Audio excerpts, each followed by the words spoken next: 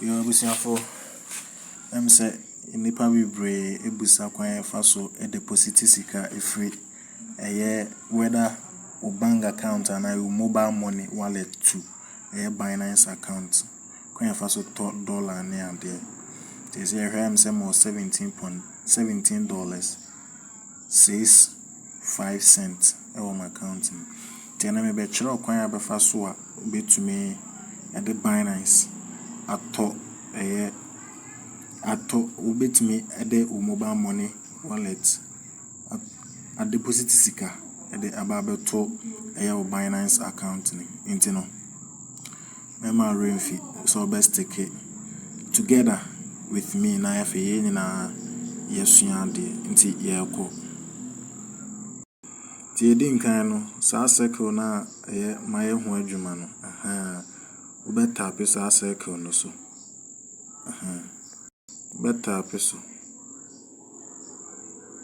add funds no na afi ya twen se ebe bie de amaye nti enuanom se yehwe ha ebon se add funds no yewo P2P ene yewo on chain deposit nti on chain no yese bia wo di free bia OKX and I say other cryptocurrency platforms no and the free air bar and on chain no barwe no you be use buy with B2 DT into brackets P2P and you be click it and on also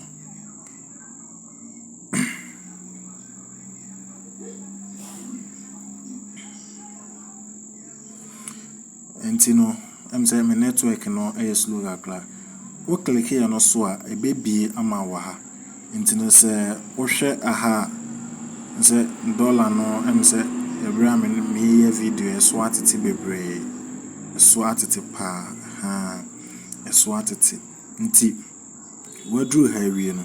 Na afi wa be select said your person ye no entino based on current country awu free no say means see am no kase me mo Ghana and into so hwa say Ghana na ma select wo ho in case of say we free Ghana obe click ho then so say please enter your country no we hwe esa buy ya no about country krona ide ahye ho ebeba me Ghana nti Ghana na me select na ema renfi say obe subscribe to my channel no for more and me won niam bebre amede ba say crypto mo ayede any more income from crypto nti no usua say de obe deposit sika ato crypto wallet ni mo hwia me wo more investment platforms are no there is no risk no free usika no eda wallet ni mba na adwuma ma enya de a obe deposit sika bia to platform no so platform ni free deposit intino join the channel no na afi so description under the description no ube hu me WhatsApp group ho a yinyina ye bom na ya pesca 2026 was say change your life in crypto world because sika guma yes sir intino because of CCC and ye be 20 no de ye be ba ko ne se ye be hwehwe CCC asen na wo pese woto nti ne be base on sika wo ye se wo pese wo ye de woto nti me no me be use 80 cedis pe nti no ba bi ama point we no wo be click sa amount no nti wo click here na be amount I want to buy into person or tossing me person to 80 cedis nti no mebo 80 cedis asho na ma ba confirm nti after confirm no so mo hwe setup na bie na we be say me 80 cedis to 15,000 80 cedis to 10,000 e bia na the price 80 cedis to 784 Ghana cedis nti after we no then na wa hwehwem I selected the way they open we on the prices na enyepe ebi de was ro pay ebi nso de wo form ebi dey osoro ebi dey ofom. Nti based on the we use mobile money no also check high MTN, high Airtel money, MTN, nti also check ho no na wo there. Because ebu no accept sa currencies no. Then I feel also ehunu say nipa na wo ye no or sa green na say or online a obetumi eno no adijuma sa ebrenim. Enti no mema mekasa enye bebre no me pede ewo form na or online.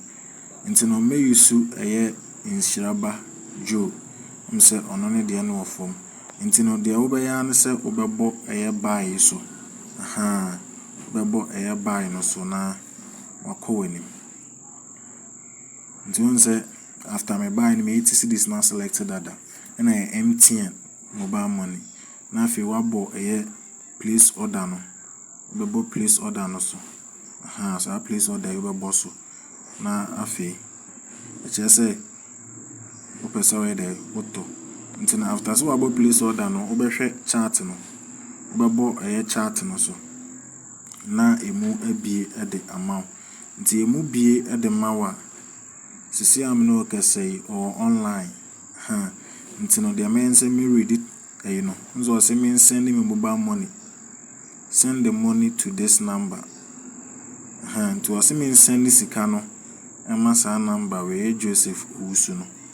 To be send this sika na man then no about be approve it. Nti no me ko na ma send this sika no. Amano. Ti mama yentwe. Nti adofo no mo hwa nze ma send me 80 cedis no to sa number no. Ma send me 80 cedis no to sa number no. Ti the man say meba makona makwa screenshot sa transaction no. Ti ho ni 80 cedis na da ho no. Nti the man say me screenshot sa 80 cedis no.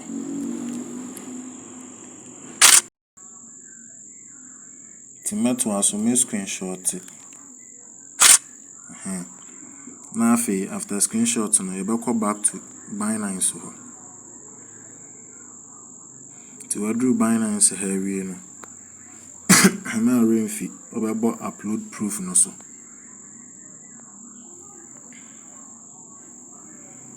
Na afi waba bebo baba click we no so. Na wa upload o screenshot na we den o ye no. Ti screenshot na me chese ma send ni. Ti na afi why no transfer ti notify